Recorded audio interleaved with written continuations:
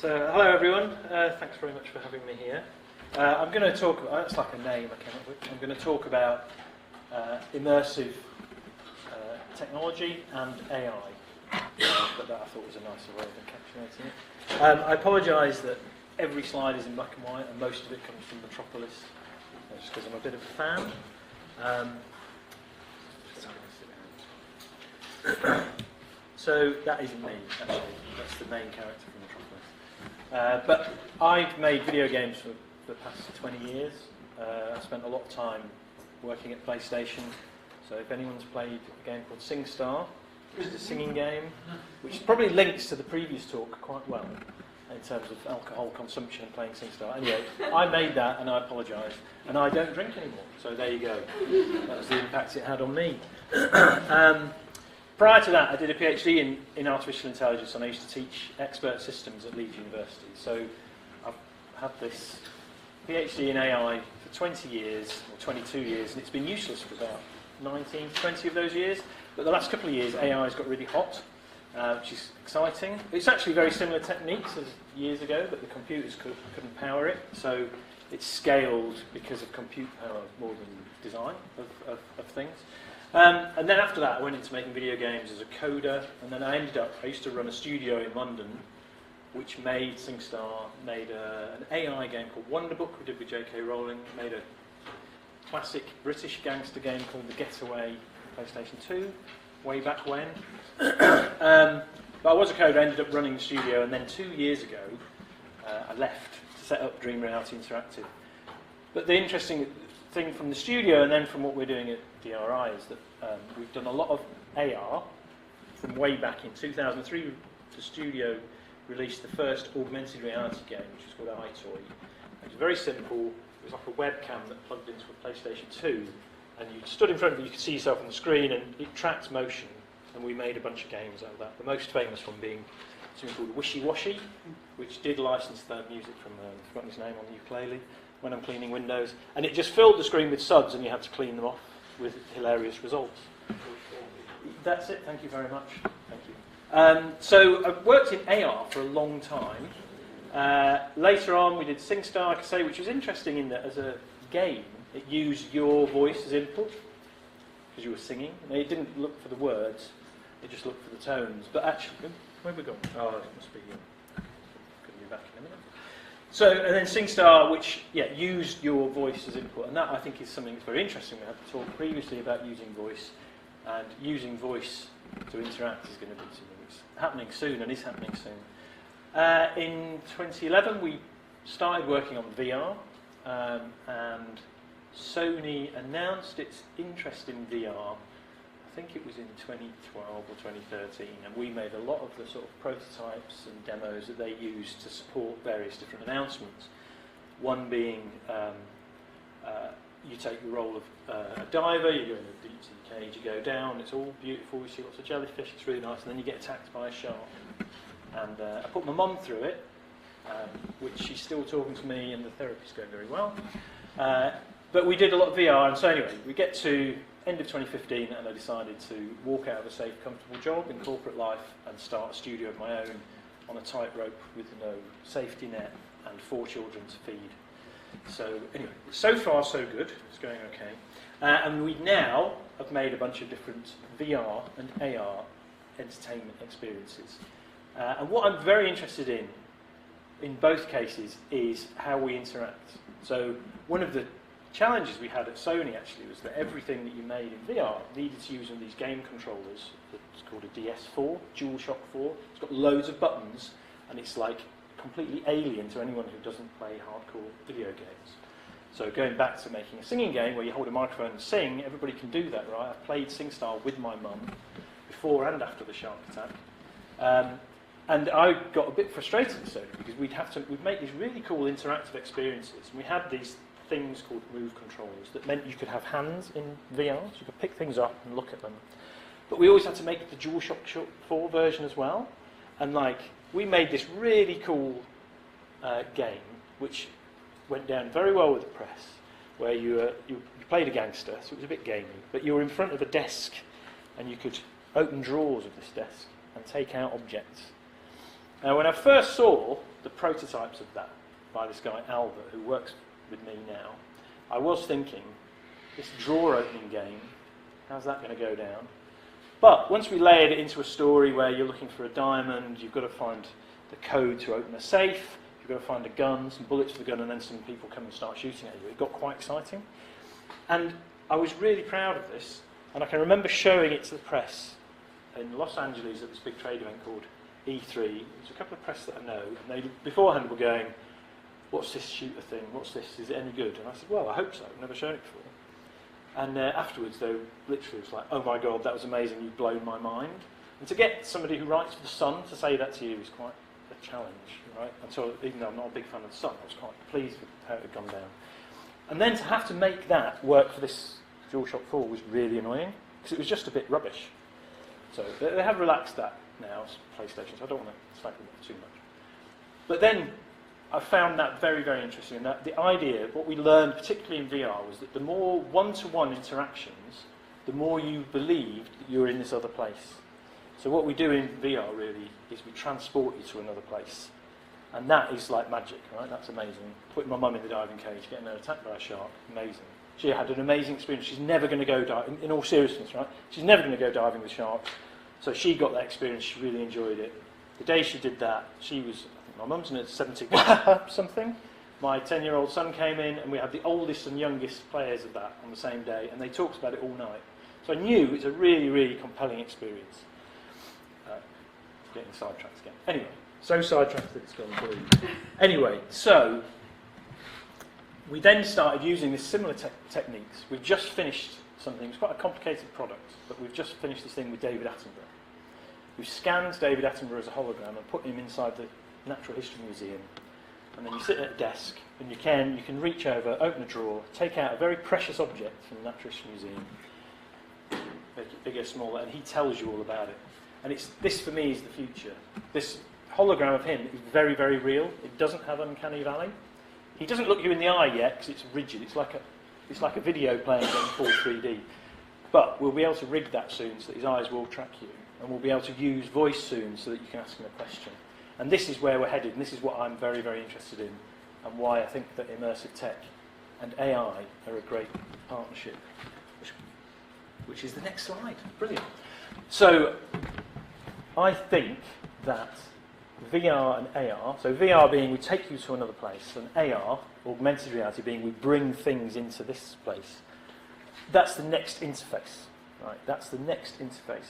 You know, we've had, and I'll talk about this, we've had punch cards, we've had typing, we've had a mouse and a keyboard, we've had this game controller, but now we want to use our hands and our eyes and just our body, and that's the next interface. And AI is the way that we'll track that and reflect it back. Because AI is different to traditional number crunching. And this is, we'll go back a little bit here, so the past, this is an early computer.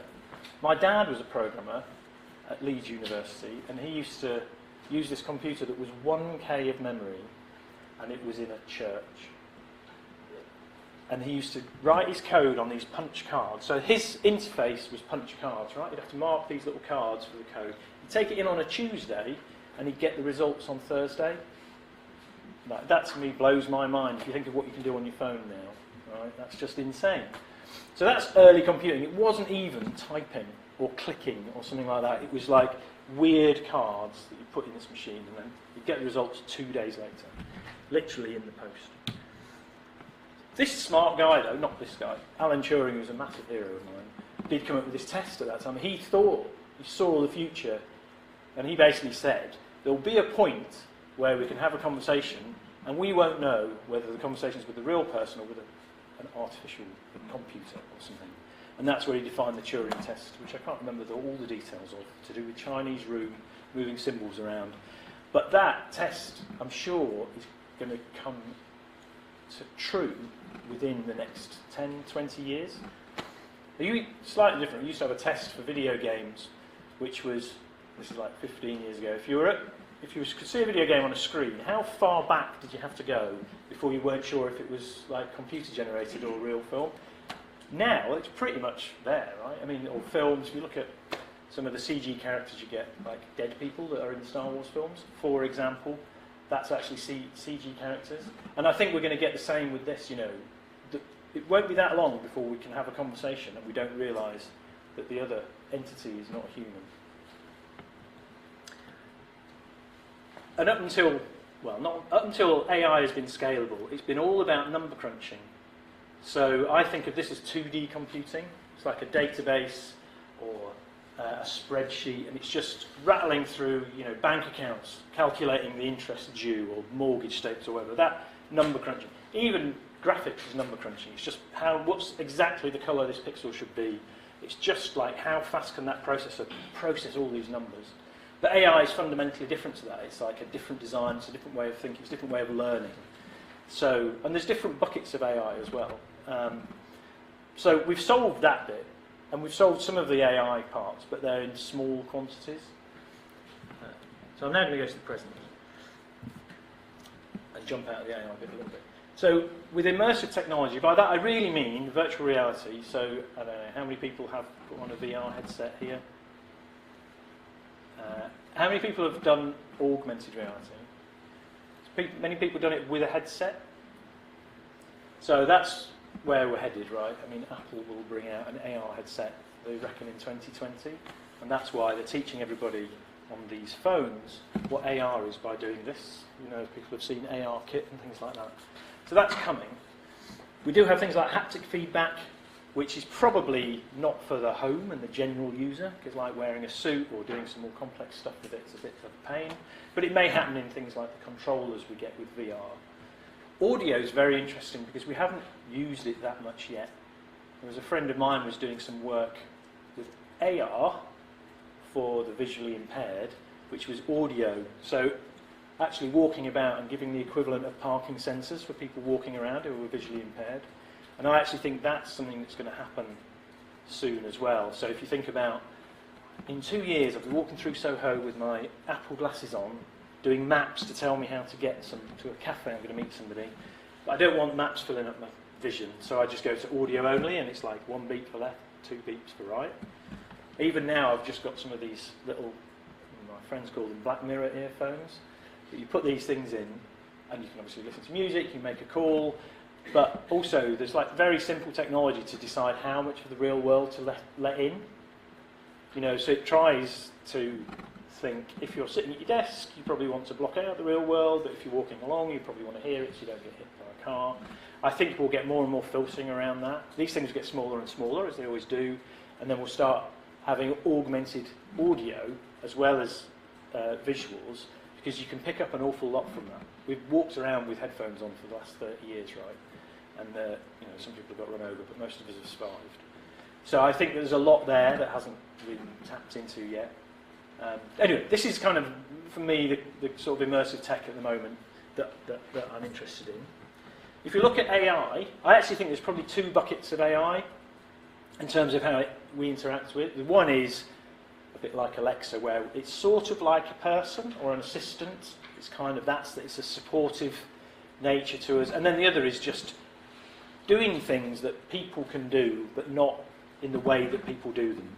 So if you think of a self-driving car, the 2 buckets would be, one is a robot that can get in a car and drive like a human does, and is my chauffeur, my assistant. And then the other is a self-driving car that has loads of sensors and can drive, but doesn't do it in the same way that I would do it. And it's an overly simple description, but I think it's interesting in terms of how we move forward with AI in the future.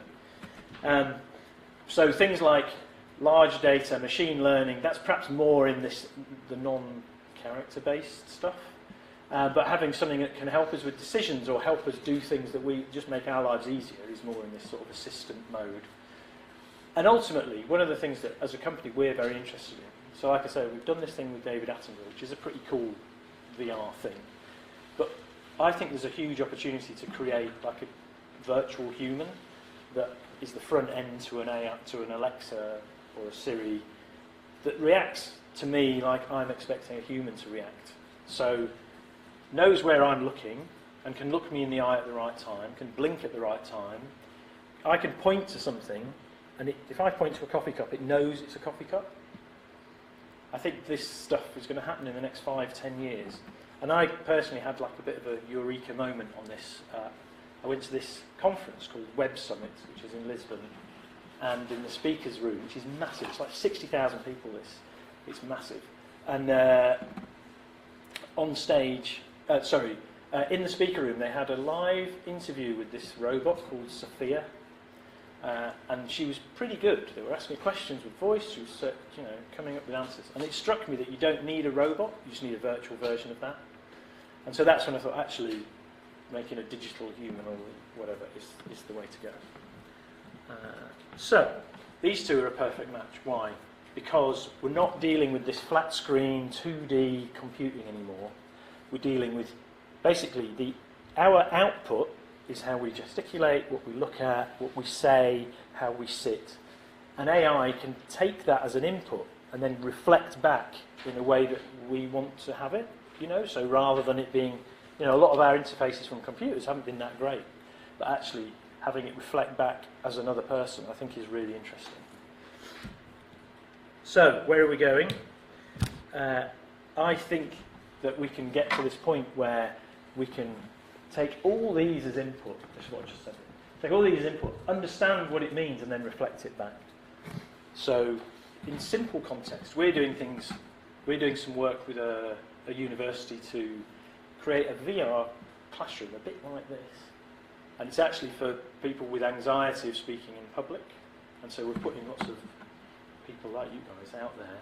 And then if you practice a speech and you make eye contact and you get positive reactions and things, to train people. And so this is like a very baby step towards where we can get to with this. Where I think we can end up, instead of waiting for 20 minutes on hold to your bank person can just materialise in your AR glasses and you can instantly have a conversation with them and arrange an overdraft. Or you can go into a car showroom and have your own salesperson who isn't a dick. For example, you can choose what personality types you want and so on. And this is the other thing I think is really interesting. So we kind of know a lot about glasses coming, I think. There's a company called Magic Leap that Google Ventures have put something like $2 billion in, and they're making these amazing augmented reality glasses. The first version is coming out this year. I don't know how good it will be, but we know Google are massively going after this, and so are Apple. But I think that what you get in your ears is really important as well, and I think that's been understated so far.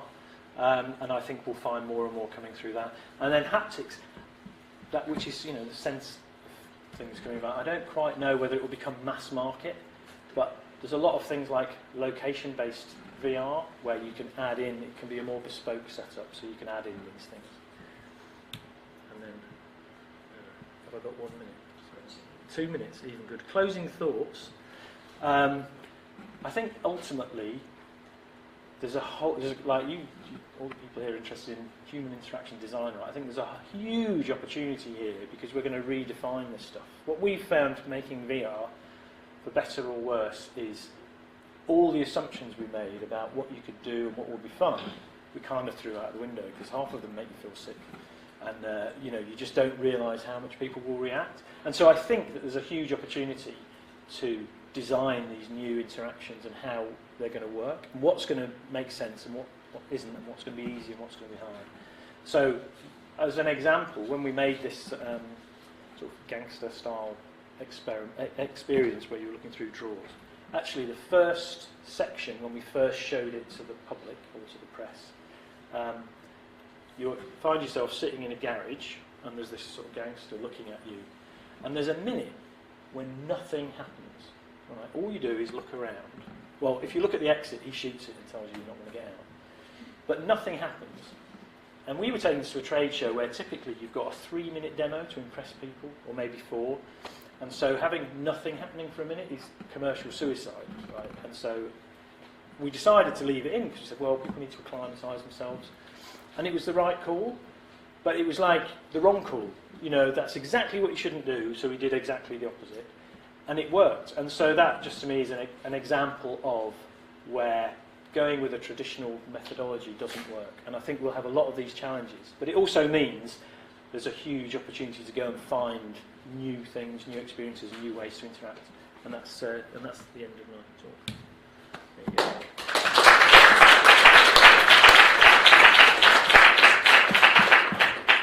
Dave. That was a very appropriate way to finish Dave talk entitled Beyond the Screen.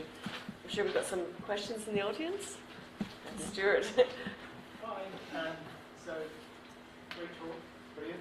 Do you have any advice for people that maybe want to transition into their immersive experience, like either developers or designers, like universities? Yeah, well, I think one thing I've always said to people when we've been making games for years is the best way to do anything is to do one simple thing really, really well. So, you know, as an example of that, we're making a game at the moment where I said to our team, I didn't come up with this, I said, what can we do that would run on any VR headset? So you've got these different VR headsets, and some have controllers, some have different controllers, so they've created a game with just looking. Right? So as an example, they've just really honed a great mechanic that's just looking. What it is, a little ball, you've got a cursor wherever you're looking, and the ball's attracted to the cursor. By just looking around, you control this little ball, and that's it. But they just spent 3 months making that really good. So I would say, find a thing and make that really good. You know, whether that's something you're doing at college or whether you do it in the first job you get or whatever, but just focus on one thing and get that working really well. Especially while we're in this position where we just don't know what's going to work and what isn't. It's not like if you look at video games now, for those who play them, there's been loads of work. So all you can do for innovation is like improve a little bit here and there. But in immersive tech, there's so much more ground to cover. What do you know about this next generation of classes? Obviously, Google had their Google class, which was maybe too early and was a bit weird. Or made people unwell, didn't it? On some psychological level, I think. Some people Yeah.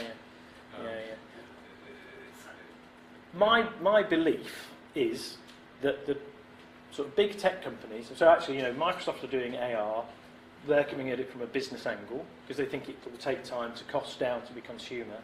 Apple and Google Apple and Google are now doing AR through phones, and my belief is they're trying to train their customers to understand the value of AR so that when it becomes here, they go, oh, that's brilliant, I don't have to hold the phone anymore. And so that is my belief, and so there's an arms race, particularly between Google and Apple. Did you try Google Plus? I did, but only briefly, because somebody literally lent me one. I just think that was more of an experiment. To be honest, it's probably quite useful in a vocational context. If you're working in a warehouse or if you're doing whatever, it's probably quite useful. But as a thing to wander about, I mean, there was various bars in San Francisco that said no glass holes because people got very frustrated with the idea of being videoed all the time. Snapchat have kind of done the same thing, but they've done it in such a different way that people haven't been pissed off about it. Any other questions? So my interest is accessibility, and you mentioned 2 projects. One was about, I think it was a 3D audio for visually impaired, of navigation, and for anxiety in the classroom. I was just wondering if there are any names associated with the project, or if they're hidden. They're sort of hidden in secret, to be honest. Apologies. But actually, so is the ball rolling game I was telling you about, but I think we'll do some stuff around accessibility for that, because that's a game that a lot of people can play. Interesting, from the SingStar time we had quite a lot of people play SingStar who couldn't play other games for whatever reason because of some kind of a challenge or disability, because they could sing. You know, there was a video that was used a lot of a guy just lying down with a sort of rag here, because he really was severely disabled, singing Fix You by Coldplay, and it was like a bit kind of... we used to talk about, a lot of people talk about a video game that makes people cry, and I always think, well, that did it, because it was a very true, circle. Like a second question. What do you think is the industry that we should focus on in computation? I think that probably the big 3 are entertainment, health, and education. I'm sure there's others as well, but for those 3, it feels like there's a lot that can be done with immersive. Entertainment will push the boundaries, and it's kind of cool tech and blah blah blah. Health, there's so much you can do around mental health, around getting better, around practicing things, and then training as well. You can, for once, you can have a teacher that's completely at your ability level, and you can practice as much as they want and they're not going to get bored. Yeah, like in principle. But I just mean it gives, those are the places I would look. Obviously you need a device for any kind of AR, but you want the most naturalistic kind of interaction. Do you foresee that devices will become just something in your pocket and not a pair of glasses, or something, Yeah. What are people looking at for the future? I suspect that it will be like glasses that are either tethered or wireless to a phone isn't a phone, right? It's a computer, let's be honest. So I think it will be something like that. I don't quite know what will happen with our hands, whether we'll have some little wand or stick controller, or whether we'll do Magic Leap style gestures. Personally, I prefer holding something and pressing buttons, but I don't know whether that is what everybody would prefer. Do you have any final questions before we wrap up? No. Yes. So in any of the work you've done previously or now, I was wondering if you've found the gaming accessibility guidelines to be helpful at all. Or consulting the others on that. Personally, I haven't used them, but the producers that we have on the teams have used them. And I know PlayStation has a set that we used to always adhere to, which would add in, audio descriptions and things like that. Okay, thank you very much, Dave.